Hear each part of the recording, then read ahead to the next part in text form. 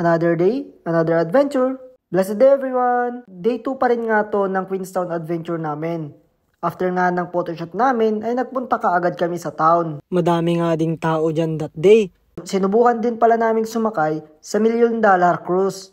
After namin magpabook, naglakad-lakad muna kami at nagtingin-tingin kung ano ang mga pwede naming dalhin. Madami nga din dyan food stall at mga pwedeng bilhin na pang remembrance o kaya pampasalubong. Nung ready na nga din yung cruise ay agad na din kami dyan pumila. Habang nasa pila nga kami ay pinapakita ng captain na pinapakain niya yung mga isda. Naku, kung sa amin lang yan, inihaw na namin yan. After nga magpakain ng captain dyan, ay tinuloy na rin namin ang pila. Lahat nga kami dyan ay excited na. Siyempre may konting briefing muna bago kami sumampa sa kanilang cruise. For sure, lahat ay mag-i-enjoy sa pagsakay dito. Especially sa amin dahil first time din namin sumakay dito. Madami nga din pala kami dyan sumakay.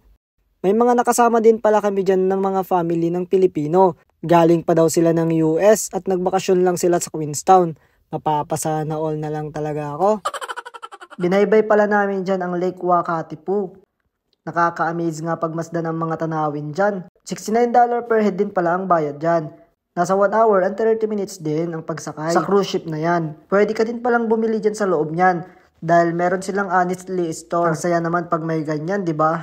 After nga ng ilang minuto na pag-stay namin dyan sa loob, ay pinaakyat na din kami ng captain sa roof deck para ma-appreciate namin ang saya at ganda sa pagsakay sa cruise nila. Sa mga nadadaanan namin na cruise, hotel, mga bahay at bundok, pinapaliwanag ng captain kung gaano na ito katagal, kung kailan na-discover or kailan nagawa. Sadyang napakaganda ng ganitong experience. Thank you Lord.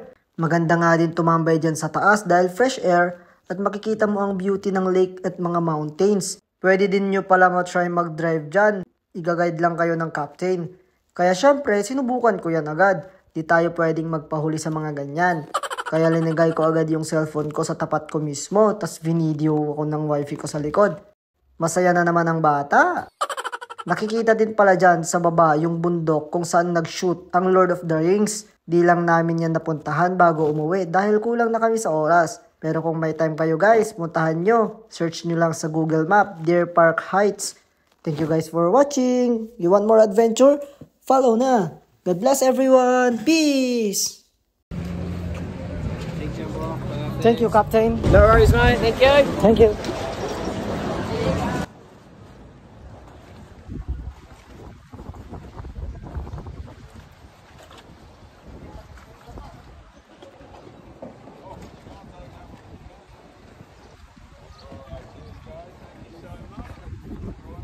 Thank you. Cheers.